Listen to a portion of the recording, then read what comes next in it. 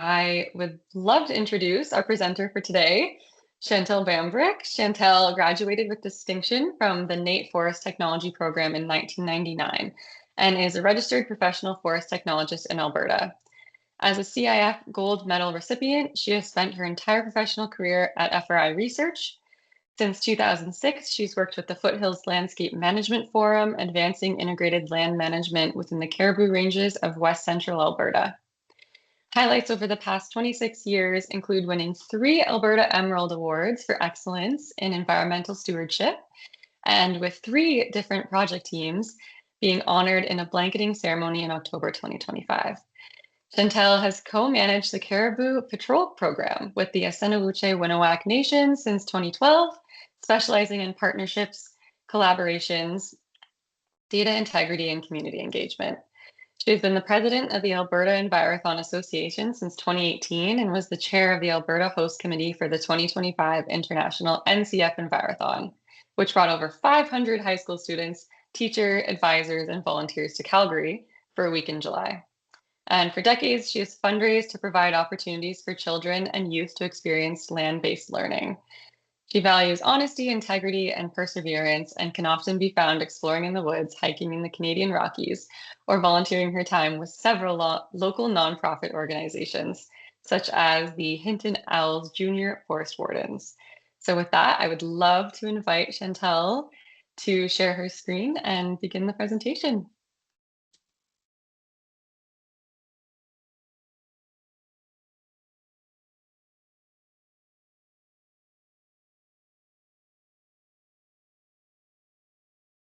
Okay, can everybody see my screen?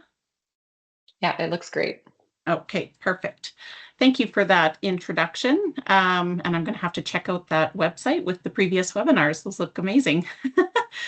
So welcome, everybody. I'm here to talk to you today about supporting youth environmental education programs and what West Fraser has done through their sponsorship of these 2 particular programs, Junior Forest Wardens and Envirothon.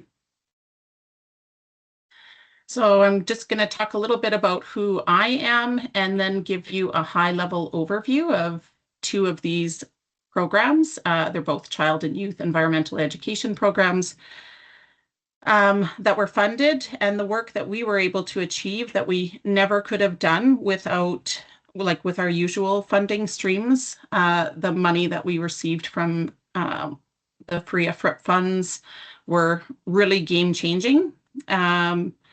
A little bit about why these programs, so both of them are youth environmental education programs that also focus on providing outdoor experiences to youth and their families.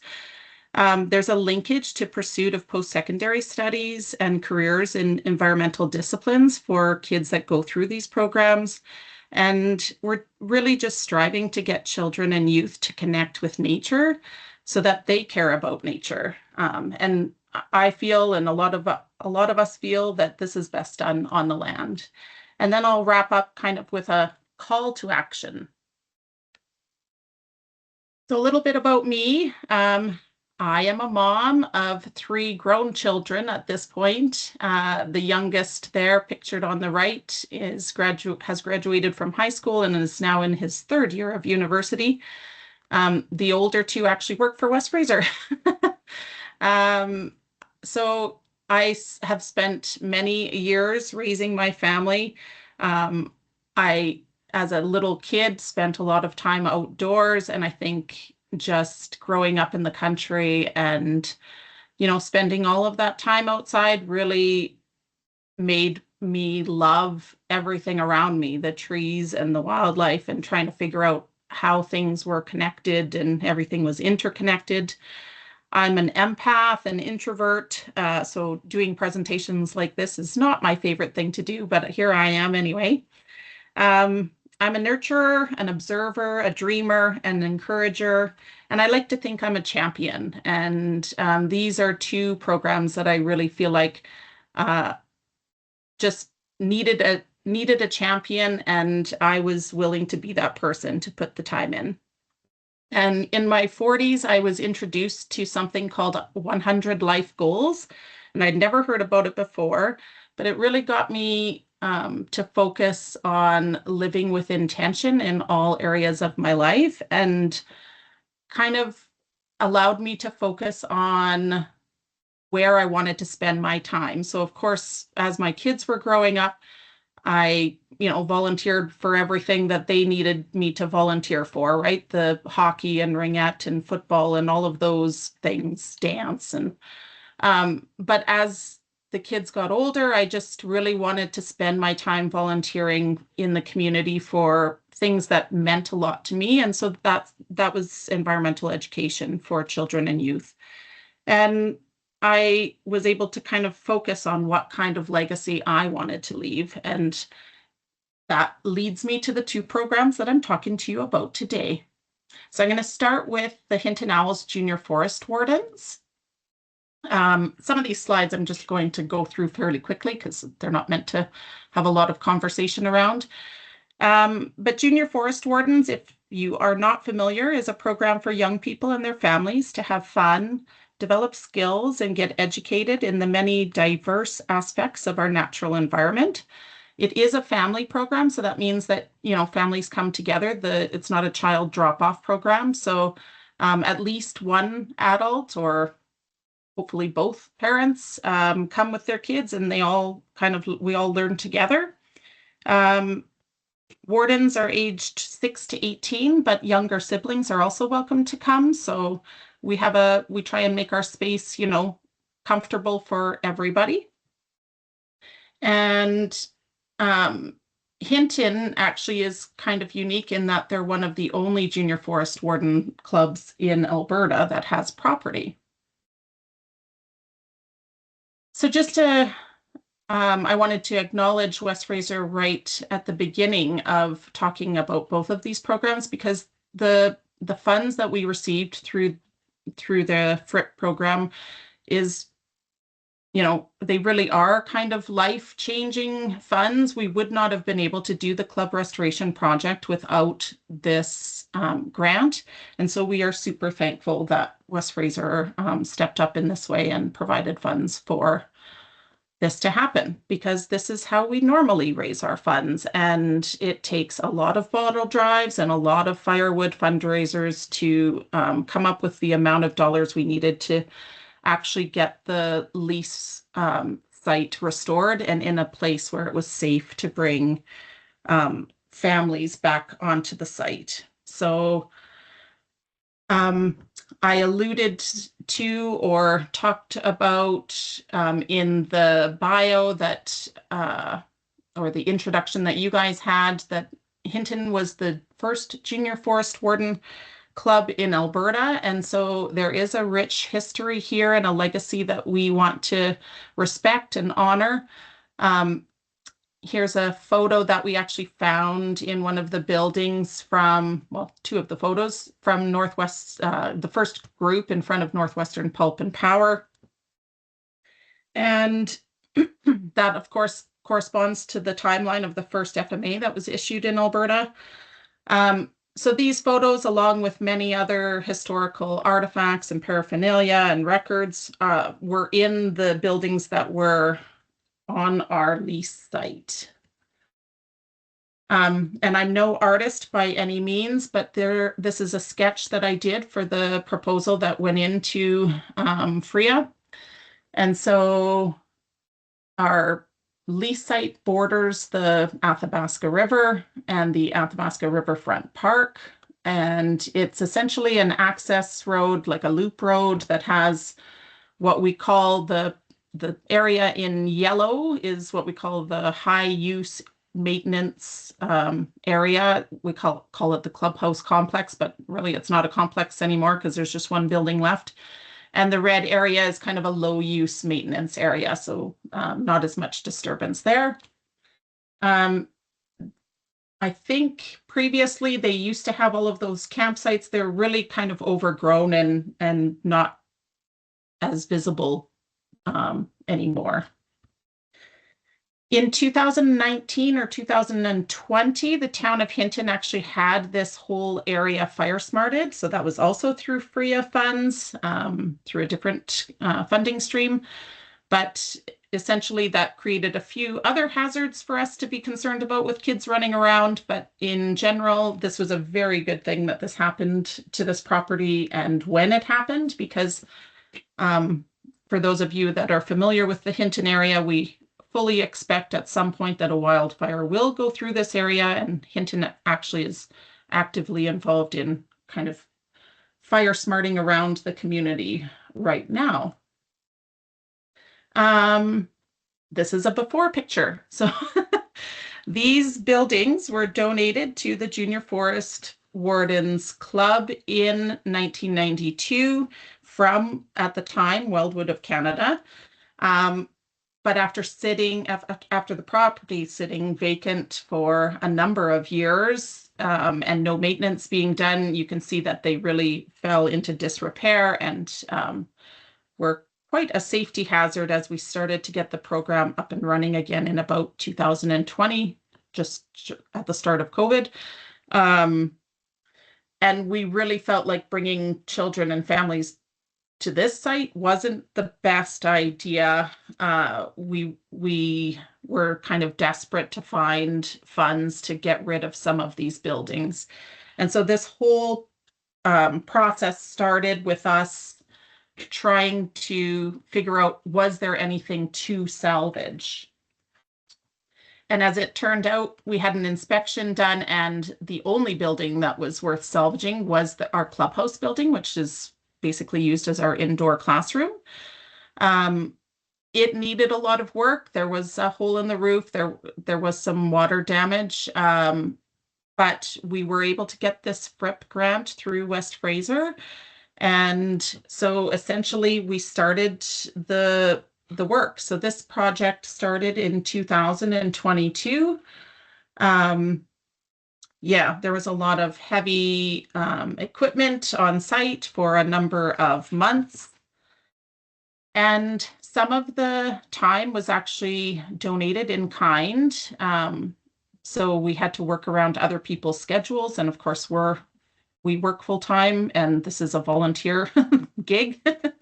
So working around people's schedules, it made it challenging to be able to run a club program at the same time. So essentially, we are kind of just getting started with getting the program to a place where, there's no such hazards on site. And we have had the program running since 2020, but very small, and that was on purpose. So now we are ready to start kind of growing the program. So this is a before and after picture. The left obviously is before and right is after. We have done some work since through a second grant from West Fraser, but this is essentially at the end of the 2022 project. This is what the building looked like. And so we were able to have a contractor replace all of the siding. And in fact, some of the plywood underneath the siding was also rotten. So that was replaced as well. New soffits, fascia, a new roof, those stairs going into the front of the building are new because you couldn't even get into the building with the stairs that were there before. So that is kind of what the building looked like at the end of 2022. And for the inside, minus the TV and the supplies, because those were actually purchased after the fact, this is essentially what the inside of the building looked like. So we didn't do too much work to the inside other than those are on the left, old 9x9 asbestos tiles and cold. So we had a contractor come in and lay 2x2. These were tiles, carpet tiles that were on discount. And so we didn't care what color they were, only that they made the space a little bit warmer and a little bit more welcoming for kids to sit on. We often like to sit in circle when we're doing our learning. So if we are inside on cold days or days where the weather is really bad, this is what our space looked like in 2022. Improvements have been done since then, like I said, but I'll get to that after. So in 2023, West Fraser sponsored a second project, and I'm not going to give you too much details about this, but this is basically work that is going to be ongoing into 2030. So on the left is a picture of our hideous, nightmarish old outhouses. And on the right, you can see we replaced it. We had a contractor come in and replace it with 2 units that are, just clean. You can go in there and you don't get scared. And we had also the back of the building. We had a ramp built with a landing deck to the back door because we had a family with a child that had mobility issues and we couldn't get them safely in and out of the building very easily. And so we thought going forward, this was a good solution.